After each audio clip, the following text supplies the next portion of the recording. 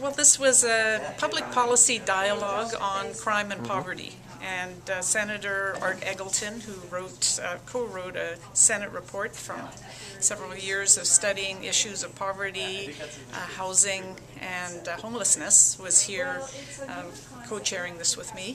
What we wanted to hear is from representatives of a range of community groups, their views about Bill C-10, the Conservatives' Omnibus Crime Bill.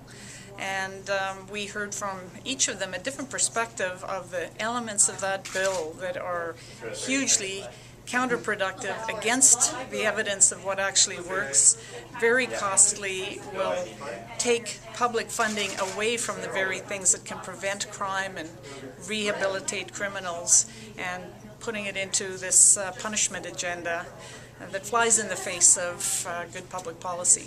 And what are the consequences of this as you see it over time? Like, let's say as Canada becomes more of a law and order, lock 'em up kind of nation. Well, that's easy to say. We've seen it already in places like California, where there is 5 times as many criminals or people in prison as there were in 1980. The overcrowding in jails is really, it's a human rights issue, but it also leads to more crime in the jails and more crime outside of the jails. And in California, we've seen the percentage of their budget, their state budget, go from 3% on their criminal justice system in 1980 to over 11% today. So more money being spent on prisons than on schools. And it's simply completely unsustainable, and California is hitting a wall. They're having to go to reverse their policies. That's the case in a lot of places in the United States. And what are the economic consequences of investing significantly more sums in prisons and incarceration?